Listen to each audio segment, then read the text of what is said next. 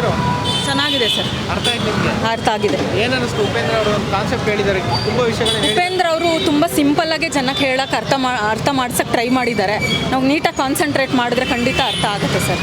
ನಾವು ಏನೇನು ತಪ್ಪು ಮಾಡ್ತಾ ಇದ್ದೀವಿ ಅಂತ ನೀಟಾಗಿ ಅವರೇ ಓಪನ್ನಾಗಿ ಹೇಳಿದ್ದಾರೆ. ಆ ತಪ್ಪನ್ನ ನಾವು ಸರಿ ಮಾಡ್ಕೊಳ್ಳೋಕೆ ಟ್ರೈ ಮಾಡಬೇಕು ಅಷ್ಟೇ. ನಮ್ಗೆ ಆಗೋದೇ ಇಲ್ಲ ಅಂತಂದರೆ ಆಗೋದೇ ಇಲ್ಲ. ನಮ್ಗೆ ಎಲ್ಲದಕ್ಕೂ ಒಬ್ರು ಲೀಡರ್ ಬೇಕು. ನಾವು ಏನೇನು ಮಾಡಬೇಕು ಅಂದರೆ ನಮ್ಮ ಮುಂದೆ ಯಾರು ಒಬ್ಬರು ನಿಂತಿರಬೇಕು. ನಾವು ಒಬ್ಬರೇ ಏನಾದರೂ ಮಾಡ್ತೀವಿ, ನಮ್ಗೆ ಆಗಲ್ಲ ಅಂತಲೇ ಜನ ಥಿಂಕ್ ಮಾಡಿಕೊಂಡು ನಮ್ಮ ಮುಂದೆ ಒಬ್ಬ ನಾಯಕ ಇರಲೇಬೇಕು, ಅವ್ನು ಹೇಳ್ದಂಗೆ ನಾವು ನಡಿಬೇಕು ಅನ್ನೋ ಮೈಂಡ್ಸೆಟ್ ಯಾವತ್ತವರೆಗೂ ನಮಗಿರುತ್ತೋ ನಮ್ಮನ್ನ ಯಾರು ಅದರಿಂದ ಆಚೆ ಕರ್ಕೊಂಬರೋಕ್ಕೆ ಸಾಧ್ಯ ಇಲ್ಲ ಸರ್. ತುಂಬ ಜನಕ್ಕೆ ನಿನ್ನೆ ಸಿನಿಮಾ ನೋಡಿದವ್ರಿಗೆ ಅರ್ಥ ಆಗಿಲ್ಲ ಅಂತ ಇದ್ರು. ನೀವು ಅರ್ಥ ಮಾಡಿಸೋದಾದ್ರೆ ಹೆಂಗೆ ಮಾಡಿಸ್ತೀರೋ ಸಿನಿಮಾನ? ಅರ್ಥ ಮಾಡ್ಸೋಕ್ಕೆ ಅಂತ ಏನಿಲ್ಲ ಸರ್. ಅವ್ರು ಕ್ಲಿಯರಾಗಿ ಎಲ್ಲ ಲಾಸ್ಟ್ ಕ್ಲೈಮ್ಯಾಕ್ಸ್ ತನಕ ಕೂತ್ಕೊಂಡು ನೋಡಿದಾಗ ಅವರೇ ಓಪನ್ನಾಗಿ ಹೇಳ್ತಿದ್ದಾರೆ ಏನು ಮಾಡಿದ್ರೆ ಏನಾಗುತ್ತೆ ಅನ್ನೋದನ್ನ ಅವರೇ ನೀಟಾಗಿ ಹೇಳಿದ್ದಾರೆ. ಇದರಲ್ಲಿ ಅರ್ಥ ಆಗದೇ ಇರೋಂಥದ್ದು ಏನೂ ಇಲ್ಲ. ಎಲ್ಲರಿಗೂ ನೀಟಾಗಿ ಅರ್ಥ ಆಗೋ ಥರನೇ ಹೇಳಿದ್ದಾರೆ. ಕನ್ಫ್ಯೂಸ್ ಮಾಡೋಂಥದ್ದು ಏನೂ ಇಲ್ಲ. ಎಲ್ಲ ಓಪನ್ನಾಗೇ ಹೇಳಿದ್ದಾರೆ.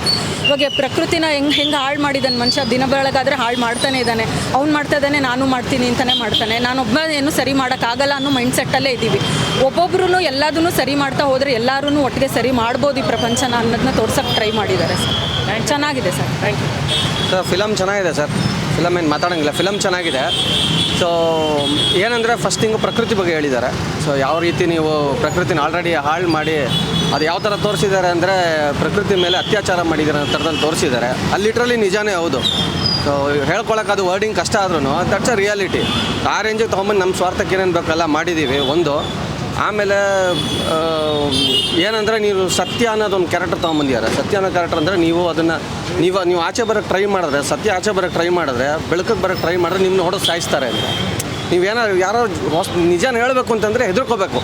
ಆ ಪರಿಸ್ಥಿತಿಗೆ ಬಂದಿದ್ದೀರಾ ಅನ್ನೋ ಥರ. ಆಮೇಲೆ ನೀವು ಈ ರಿಯಾಲಿಟಿ ನಿಮ್ಗೆ ಗೊತ್ತಿದೆ. ನಿಮಗೆ ರಾಜಕಾರಣಿಗಳು, ಲೀಡರ್ಸು ನಿಮಗೆ ಬೇಕು. ನಿಮಗೆ ಇಲ್ಲಾಂದರೆ ನೀವೇನು ಮಾಡೋಕ್ಕಾಗಲ್ಲ. ನಮ್ಗೆ ಯಾರೊಬ್ಬರು ಬೇಕು ಅನ್ನೋದು ನೀವೇ ಫಿಕ್ಸ್ ಆಗಿಬಿಟ್ಟಿದ್ದೀರಾ ನೀವು. ಅದರಲ್ಲಿ ಒಂದು ಕಾನ್ಸೆಪ್ಟ್ ಇದೆ. ಹೇಳ್ತಾನೆ ಅಣ್ಣ ನಾವು ಮೊಬೈಲಲ್ಲಿ ನೋಡಿಕೊಂಡು ನಾವೇ ಮ್ಯಾನೇಜ್ ಮಾಡ್ಕೊಬೋದಣ್ಣ ಅಂತ. ಯಾರೂ ಒಪ್ಪೋದಿಲ್ಲ ಅದನ್ನು. ಸೊ ಅಂದರೆ ನೀವು ಫಿಕ್ಸ್ ಆಗಿಬಿಟ್ಟಿದ್ದೀರಾ, ಮೆಂಟಲಿ ಫಿಕ್ಸ್ ಆಗ್ಬಿಟ್ಟು. ನಿಮ್ಗೆ ಲೀಡರ್ ಇಲ್ಲ ಅಂದರೆ ನೀವು ಮುಂದಕ್ಕೆ ಹೋಗೋಕ್ಕಾಗಲ್ಲ, ಫಿಕ್ಸ್ ಆಗಿಬಿಟ್ಟಿದ್ದೀರಾ. ಅದರಿಂದ ಆಚೆ ಬರಬೇಕು ಅಂತ ಹೇಳ್ತಾ ಇದ್ದಾರೆ. ಸೊ ಚೆನ್ನಾಗಿದೆ ಫಿಲಮ್. ಅಂದರೆ ನಿಮ್ಮ ಯೂಟ್ಯೂಬು, ಇನ್ಸ್ಟಾ ಇದರಲ್ಲೆಲ್ಲ ಮುಳುಗೋಗಿದ್ದೀರಾ. ನಿಮ್ಗೇನು ರಿಯಾಲಿಟಿ ನಡೀತಾರೆ ಬೇಕಾಗಿಲ್ಲ. ನಿಮಗೆ ನೀವು ಅಲ್ಲಿ ಮಜಾ ಮಾಡ್ಕೊಂಡಿದ್ದೀರಾ. ಇಲ್ಲಿ ಬೇಜಾರು ನಡೀತಾ ಇದೆ, ನಿಮ್ಗೆ ಬೇಕಾಗಿಲ್ಲ ಅದ್ರ ಬಗ್ಗೆ. You are not even bothered ಅನ್ನೋ ಥರದಲ್ಲಿ ತೋರಿಸಿದ್ದಾರೆ. ಇನ್ನೊಂದು ಸ್ವಲ್ಪ ವರ್ಷ ಆದಮೇಲೆ ಹಿಂಗೆ ಕಂಟಿನ್ಯೂ ಆದರೆ ಫೈನಲಿ ನಿಮ್ಮ ಲೈಫ್ ಏನಾಗತ್ತೆ ಅಂತ ಒಂದು ಮಾಸ್ಕು, ಒಂದು ಪುಟ್ಕೋಸಿ 2 ಪೀಸಿಗೆ ತೊಗೊಂಬಂದು ನಿಲ್ಲಿಸಿದ್ದಾರೆ. ಇನ್ನು ಸ್ವಲ್ಪ ವರ್ಷ ಅದು ಇರೋಲ್ಲ ನಿಮಗೆ. ಆ ರೇಂಜಿಗೆ ತೊಗೊಂಬಂದು ನಿಲ್ಲಿಸ್ತಾರೆ ಅಂತ ತೋರಿಸಿದ್ದಾರೆ ಅಷ್ಟೇ.